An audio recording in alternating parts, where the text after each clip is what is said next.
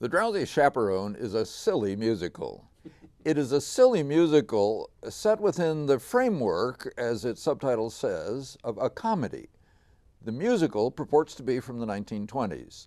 The comedy is from today. It has one character.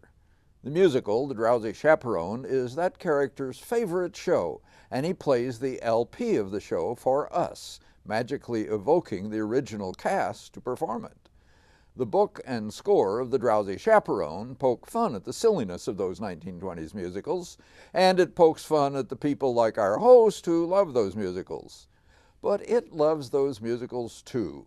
It knows that those plots were never meant to be taken seriously. They were just excuses for songs, jokes, and virtuoso performances. You can hear the affection for Kern and Porter and Gershwin in the songs written by Lisa Lambert and Greg Morrison. Book writers Bob Martin and Don McKellar smartly parody those silly plots with clever theatricality. Seeing The Drowsy Chaperone for the fourth time, and again this time at Stages, I will confess that, like any joke heard over and over, the laughs aren't as big or the wonder so delighted at the cleverness of it all. But the Stages production does make it a welcome return, with delight in the panache of the performances. Director Michael Hamilton and musical director Lisa Campbell-Albert keep the cast stylistically on track. James Wolk's scenery and Sean Savoy's lighting ingeniously transform our host's studio apartment into the settings for his favorite musical, which costume designer Brad Musgrove fills with 1920s fashions. David Schmittu plays our host, called Man in Chair, though he often is on his feet to footnote the action and mingle happily with the performers. He's found his bliss. The musical details the preparations for a wedding.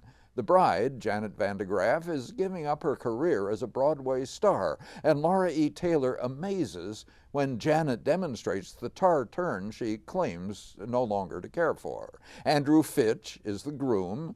Corin Melanson stumbles amusingly along as the Drowsy Chaperone. Tipsy might be more accurate.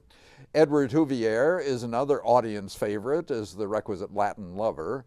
Con O'Shea Creel's George, the best man, joins the groom in a tap number with Dana Lewis's happy choreography. Carrie Ely is appealingly vague as Mrs. Tottendale hosting the wedding in her mansion, and John Flack keeps her on track as her butler underling.